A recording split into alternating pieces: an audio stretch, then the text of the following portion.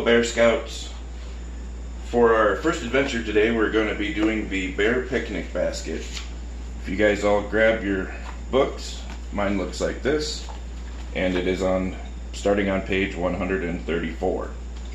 So for the first requirement here, we're to create our own bear cookbook using at least 5 recipes that you might cook or prepare, either on your own or with some adult help. Include at least 1 recipe each for breakfast, lunch, dinner, and a nutritious snack. I'm going to be cooking 2 of these for you today. One of them will fulfill requirement number 5, in which we are going to cook a recipe that you can cook outdoors. And I'm also going to be cooking you a meal that would work for lunch or dinner. So this is my bear cookbook that I just wrote out here, and just on some notepad here. For our first recipe, we're going to be doing a chicken piccata. It is delicious, and I'm going to send you guys up to the main kitchen here in a little bit for Whitney to show you guys how to do that.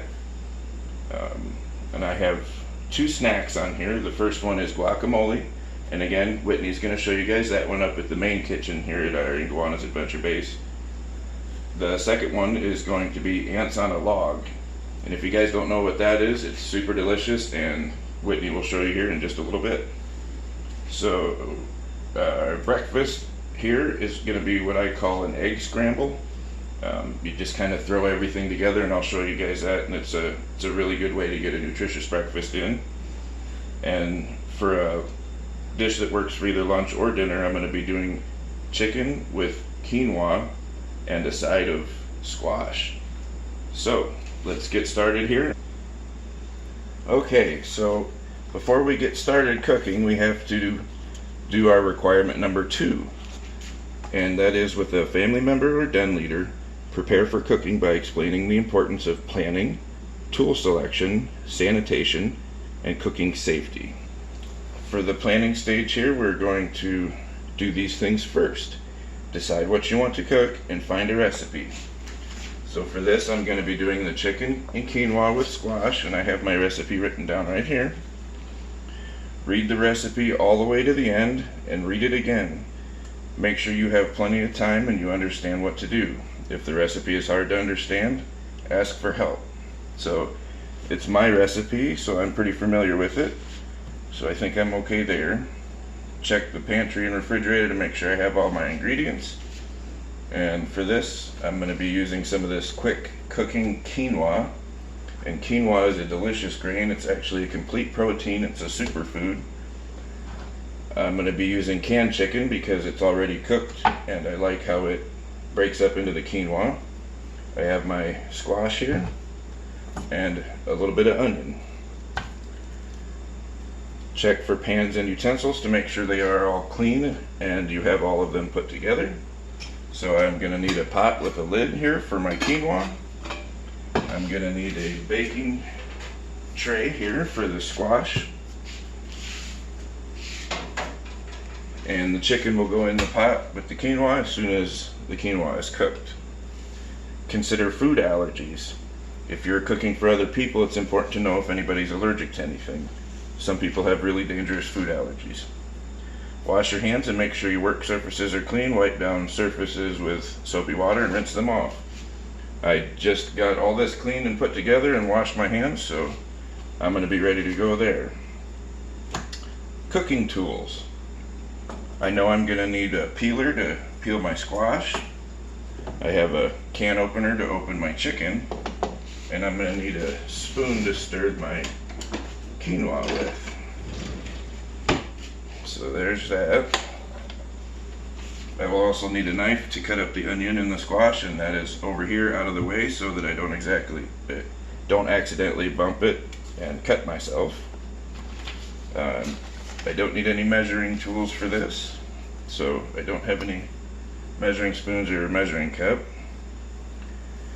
And in your book here, you can go over these cooking terms. Make sure you understand the definitions there, because they come up in recipes all the time and you have to know what they're talking about. And cooking safety. This is the really important one. Stoves and ovens can cause serious burns, steam from pots can scald your skin, and sharp tools can cause cuts. Also, if you handle food in the wrong way, people can get sick. For example, if I was using raw chicken here, I would have a separate cutting board and a separate knife just for cutting up my raw chicken. If you get any raw chicken germs into your cooked food, that can really make you sick. You can get salmonella, and that's not any fun for anybody. Have a first aid kit handy nearby. Mine is above the refrigerator where I always keep it. Ask an adult for help when you need to use a knife. That is very important. Nobody wants stitches. Wear shoes in case you drop a heavy pan or a glass bowl. And I have my boots on. Keep your work surfaces and your hands clean. Wash your hands before you start cooking, after you handle raw meat, and when you are done cooking. You can never wash your hands often enough. Clean up your pots and pans, utensils, and work surfaces once you have finished. Wash your dishes or place them in the dishwasher.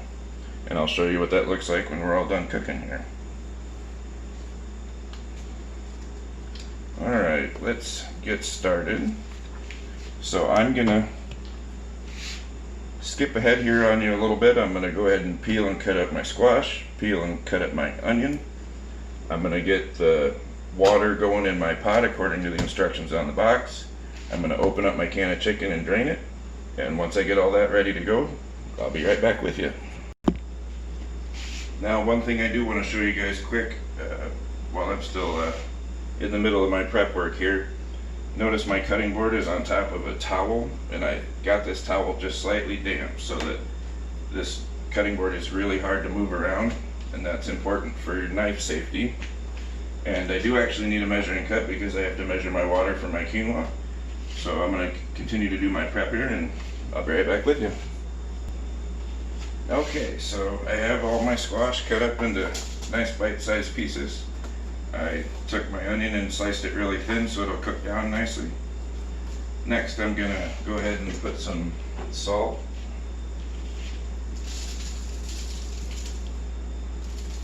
And if you guys don't like onions, go ahead and leave them off. You can change this recipe any way you want to. I like a lot of peppers, so I'm going to put a lot on there. I like it nice and peppery.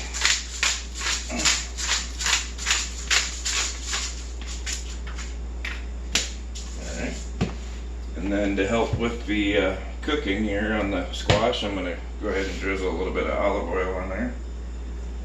Maybe a couple of tablespoons. And I always clean as I go, so every time I use something, I put it back where it goes.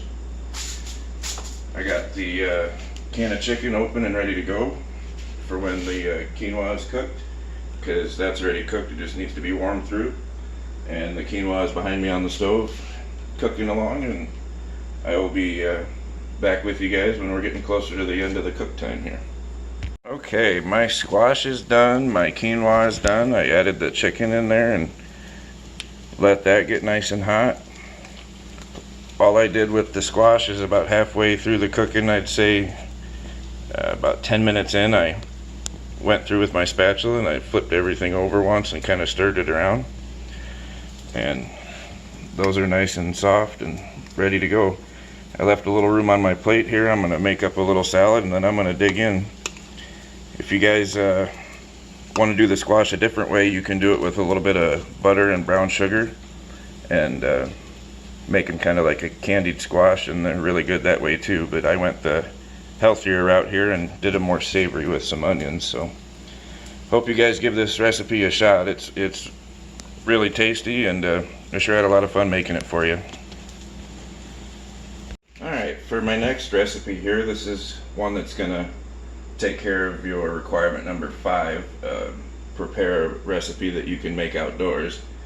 I'm going to be doing it inside today, but you can just as easily do it outside over the fire or on a camp stove, because I'm going to be using a cast iron pan.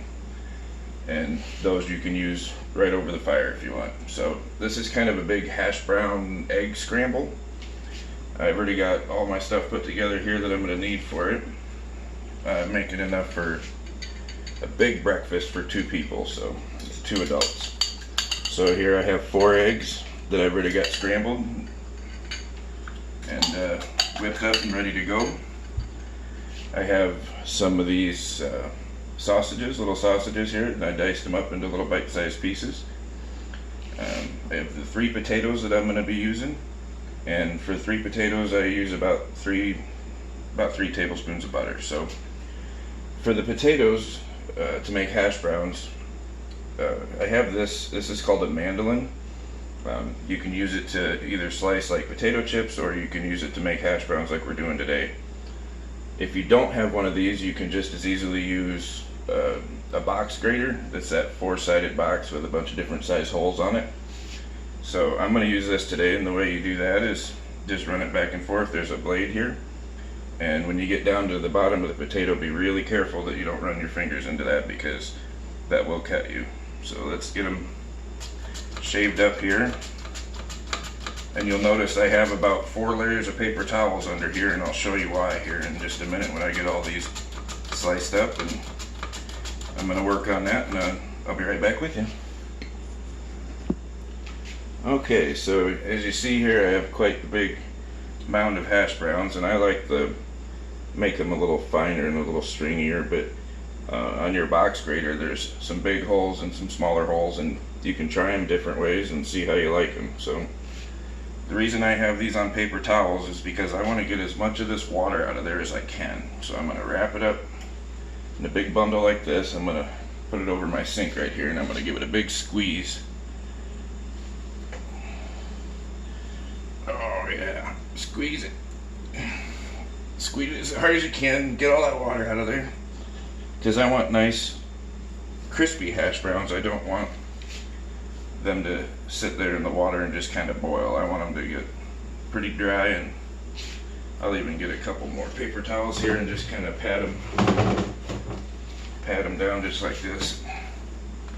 Get as much of that moisture out of there as you can.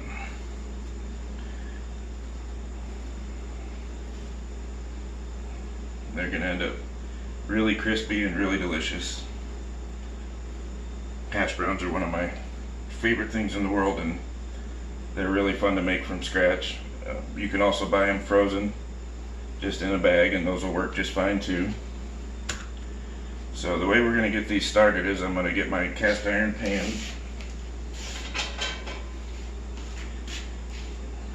Nice big cast iron pan with the BSA logo on it. This was a gift from a couple of friends of mine that I really enjoy this pan. So I'm going to get this on the burner. I'm going to get it nice and hot, about medium-high heat, I would say. Throw my butter in. I'm also going to put about 2 tablespoons of olive oil in with it, but you can use peanut oil or vegetable oil or whatever you have. I wouldn't use like your nice extra virgin olive oil, because that can kind of burn and get kind of funky tasting. So I'm going to go ahead and get these rolling, and then I'll move the camera over and show you what it looks like when they're cooking. Alright, as you can see, I got my cast iron heated up here. The butter's in there kind of sizzling. You have to remember with a cast iron pan that the handle is also made out of cast iron, so I always have a towel over my shoulder when I'm cooking, and I use that to grab the handle of my pan. You can hear that butter sizzling. It smells amazing. So before that gets too hot on us, we're going to throw the hash browns in there. Turn the paper towel upside down.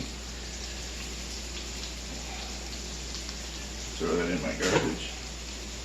And for cast iron, I never use a metal spatula or anything, because you don't want to scratch it. So I have a nice wooden one here. And what you do with these is you get them kind of spread out nice and even. Okay, and once that's done, I'm going to hit them with a little salt here.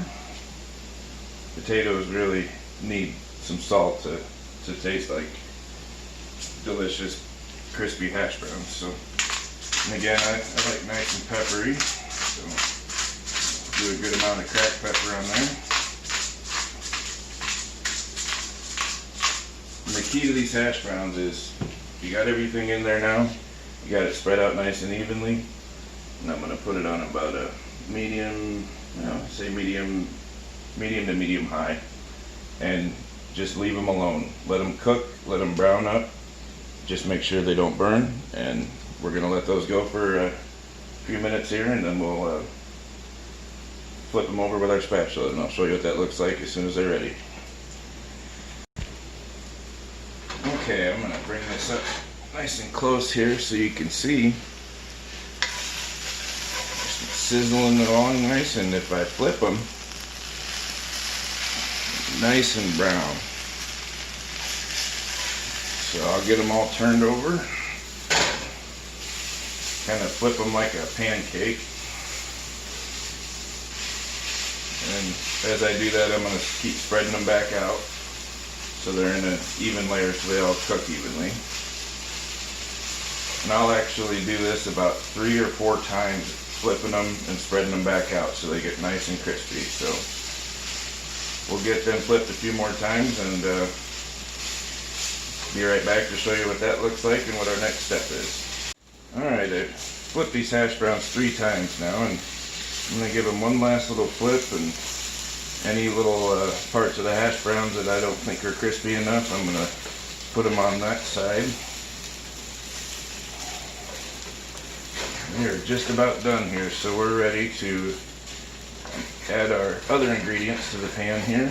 We're going to start with our sausages. Put those in the side of the pan. I scooted the hash browns all over so they're out of the way. And I'm just going to give these a couple of minutes to warm through.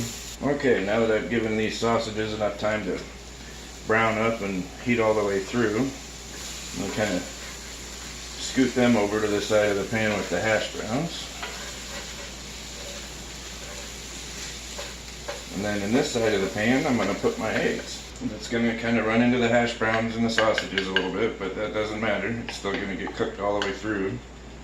That's why I call it a big scramble. We're going to cook these eggs a little bit on this side, and then we're going to mix the whole mess together. 4 or 5 minutes to get these eggs going, and we'll be right back for the last step. 5 minutes, I'd say, to make sure all the eggs are cooked all the way through. And then I'm just going to give everything a big mix. Get everything nice and incorporated, nice and mixed together. And then I'm going to give it a nice big dollop of salsa here. And then when I go to eat it, I'm actually going to put some extra hot sauce on there for myself because I like it a little spicy. That salsa, a nice stir. And if you don't like salsa and you don't like anything spicy, you can leave the salsa out. If you want to do a meat-free option, you can always leave the sausages out. And once you get to this point, if you want to add cheese, you can sprinkle cheese all over the top like that. It's still warm enough in this pan to melt the cheese. So give you a nice big close-up here. Doesn't that look amazing? And you can do that outside on your camp stove. You can do it right over the campfire. Set it on some hot coals in the side of your campfire. And that's the nice thing about cast iron. Like I said, it's can't hardly destroy it. So get all this served up on some plates, and then the only thing I need to do to clean this cast iron is I'll put a couple tablespoons of oil and a few tablespoons of kosher salt, and I'll take a paper towel and just scrub it all over on the inside, wipe all the salt out, make sure that every surface of it's got a little bit of oil wiped over the surface so it doesn't ever rust. And these pans will last you a lifetime. You hand them down to your grandkids if you take care of them. I've already had lunch, but this smells so amazing that I'm definitely going to be eating some of it here. So really appreciate you guys tuning in here for your bear picnic basket adventure, and love to see what you guys came up with for recipes.